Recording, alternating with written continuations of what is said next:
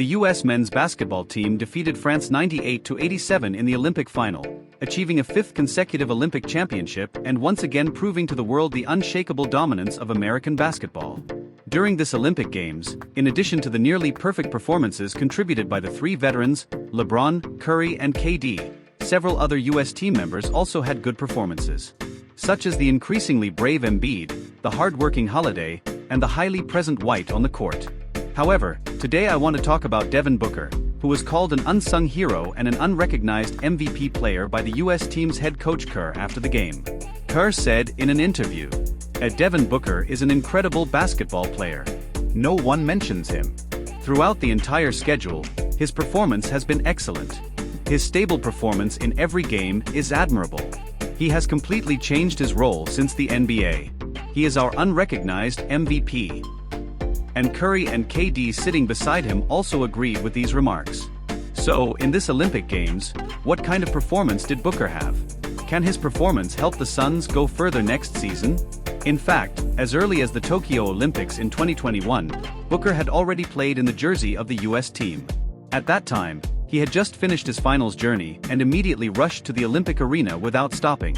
He played 6 games, averaging 9.3 points, 3.2 rebounds and 1.8 assists in 20 minutes of playing time, and successfully helped the U.S. team win the championship. Despite having a very outstanding performance in the previous Olympics, when the U.S. team announced the Olympic list this year, Booker did not seem to be the one that fans paid particular attention to. Apart from the dazzling brilliance of LeBron, Curry and others, this also has something to do with Booker's own performance. In this year's playoffs, the Suns, which boasted a trio of Booker, Beal and KD, were swept out in the first round by the Timberwolves. Facing the high-intensity defense of Edwards and Jaden, Booker struggled extremely. In the first 3 games, Booker could only score an average of 20.3 points per game, and the three-point shooting percentage was only 26.7%. The poor state on the offensive end also led to Booker's passivity on the defensive end. His attitude on the court was lax, and there was even a defensive round where he was passed by the opponent in one step. Although in the last game of the series, Booker regained his form and scored 49 points wildly, the Suns' situation was already beyond redemption. Booker, who performed so poorly in the playoffs, although on the U.S. team's roster, compared to Tatum, Holiday and others who won the championship this year, or Halliburton and Edwards who proved themselves in this year's playoffs, Booker became the one who was not favored. He was regarded as a dispensable marginal figure in the U.S. team. However, obviously Booker himself doesn't think so. He is focused on proving himself with his performance on the court. From the first day of entering the training camp of the U.S. men's basketball team, Booker has demonstrated extremely strong concentration and a positive attitude. In the first warm-up match against Canada, Booker successfully made it into the starting lineup. From the very first round of the opening, Booker chose to actively defend against Canada's core player SGA. As he was starting together with LeBron, Curry, Embiid and others, Booker had almost no offensive plays in the early stage of the opening. However, he still actively positioned himself under the basket, fought for rebounds, and tried to disrupt Canada's fast break. With about 6 minutes left in the first quarter, Booker was matched up against Dillon Brooks. Facing the pick and roll of Canada's center Powell, Booker didn't choose to go around from behind but opted to fight through the pick and roll. This defensive move also put great pressure on Dillon. Helplessly, he could only choose to turn his back and rush into the three-point line. But Booker's foot movement was extremely agile, not losing his position at all and always keeping himself in front of Dillon. Seeing that his offensive attempt was fruitless, Dillon could only choose to pass the ball back to his teammate outside the three-point line again. At this time, there were less than 7 seconds left in the offensive time, and Canada could only hastily miss the shot. It is no exaggeration to say that Booker single-handedly defused Canada's offense in this round. In addition to sparing no effort on the defensive end, Booker also maintains extremely strong aggression on the offensive end. Although in the Suns team, as the team doesn't have a core point guard, Booker often acts as the starting point of the offensive with the ball on the court. But when coming to the U.S. team, Booker doesn't show the air of a star who wants to do everything by himself. Most of the time he doesn't occupy the ball but lurks near the baseline corner, helping his teammates to open up space and silently waiting for his own opportunities. As time goes to 6 minutes and 45 seconds left in the second quarter, this offensive master finally shows his fangs. Under the situation that LeBron fails to break through inside, the ball returns to Holiday on the outside again. At this time, Booker is at the 45-degree angle on the other side with an open space in front of him. Holiday decisively passes the ball to Booker.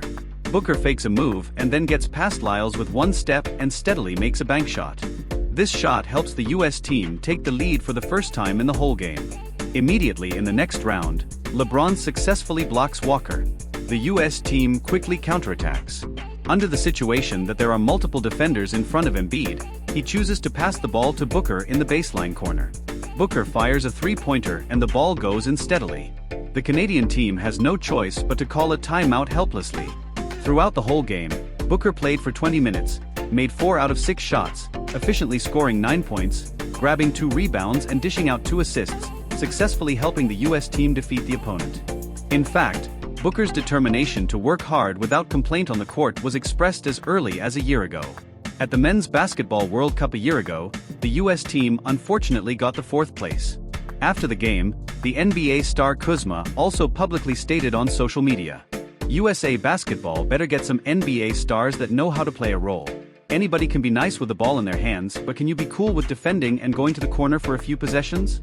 This statement obviously exposed the problems of that US team.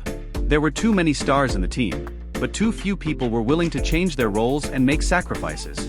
And Booker replied to Kuzma saying, "I will do it." Booker said it and he also did it. During the whole warm-up match period, Booker has served as a starter and also played as a substitute. He can score 16 points in the whole game against Australia, and he can also only take 3 shots in the game against Serbia. This top offensive talent in the NBA has shown another side of his willingness to sacrifice for the sake of victory to everyone. After the first 4 warm-up matches were completed, Booker's plus-minus value was plus 45, leading the US men's basketball team. As the Olympic Games official tournament begins, Booker has firmly secured his starting position in the US men's basketball team. And he also continues his hot performance on both offense and defense ends, giving his all on the defensive end while never missing any scoring opportunity on the offensive end. In the first group stage match against Serbia, Booker made 4 out of 5 three-point shots. With only 6 shot attempts, he steadily contributed 12 points, helping the US team win easily. Facing South Sudan, Booker made 4 out of 6 shots again and became the starter with the highest plus-minus value. In the quarterfinals, Booker took 9 shots in the whole game and scored the highest 18 points in the team, helping the US team rout Brazil. And in the epic battle against Serbia in the semifinals, under the situation where players like Edwards were obviously performing poorly, Booker took the lead in defending throughout the game and even went to defend Jokic under the basket at the last moment of the game. In the fourth quarter, he and KD each made a crucial three-pointer to successfully reverse the game situation. After seeing Booker's performance like this, it's no wonder that Kerr can't stop praising him.